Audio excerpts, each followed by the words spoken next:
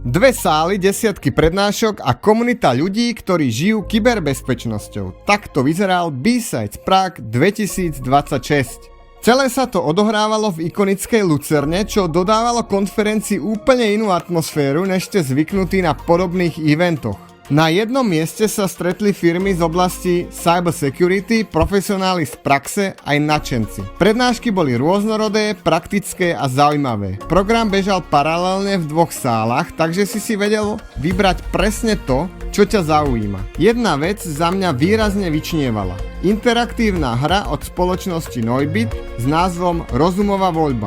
Išlo o Capture the Flag výzvu inšpirovanú dielom RUR, ktorá bola navrhnutá tak, aby si ju užila aj širšia verejnosť, nie len experti. Náročnosť bola veľmi dobre nastavená, takže ťa to bavilo a zároveň si sa niečo naučil. Čakalo tam 9 úloh z rôznych oblastí kyberbezpečnosti, od obranných úloh cez simulácie útokov ako red teaming až po OSINT, teda získavanie informácií z verejne dostupných zdrojov. Zaujímavý detail bol aj spôsob prístupu do hry. Každý účastník dostal vlastný USB kľúč, ktorý fungoval ako prihlasovací token. Stačilo ho vložiť do čítačky a automaticky si sa dostal do svojho účtu, kde si videl progres a vyriešené úlohy. A čo bolo super? Už za 3 získané vlajky si odniesol tričko. A ak si dal 5, čakal na teba vankúš.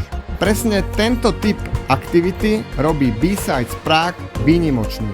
Nie je to len o počúvaní na prednáškach, ale o reálnom zapojení. Ak ťa baví cybersecurity, toto je event, ktorý sa oplatí zažiť.